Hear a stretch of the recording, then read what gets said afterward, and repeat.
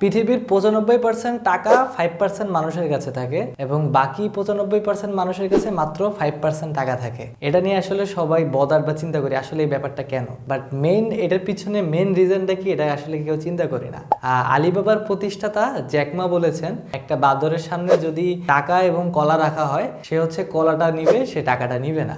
আমাদের মানসিকভাবে বা মেন্টালি সাইকোলজিক্যাল একটা ব্যাপার থাকে, যখন আমরা বিজনেস অথবা চাকরির মাঝে আমরা চিন্তা করতে চাই, তখন আমরা সবাই বেশিরভাগ মানুষ কি করি, আমরা হচ্ছে চাকরি করতে চাই, আমরা বিজনেস করতে চাই না। একটা মানুষ আর সারা জীবন চাকরি করে যে টাকা ইনকাম করতে পারে, একটা বিজনেসম্যান মাত্র 1 বছরে ওর থেকে বেশি টাকা ইনকাম করতে পারে। বাট জিনিসটা টাফ। তো 95% মানুষের কাছে মাত্র 5% টাকার মেইন কারণ হচ্ছে তারা চাকরিজীবী, এবং 5% মানুষ হচ্ছে আসলে বিজনেস করতেছে বা বিজনেস মুখী। তো এখন চয়েস আপনার, আপনি ওই 5% এর ভিতরে থাকতে চান নাকি আপনি ওই 95% এর ভিতরে থাকতে চান।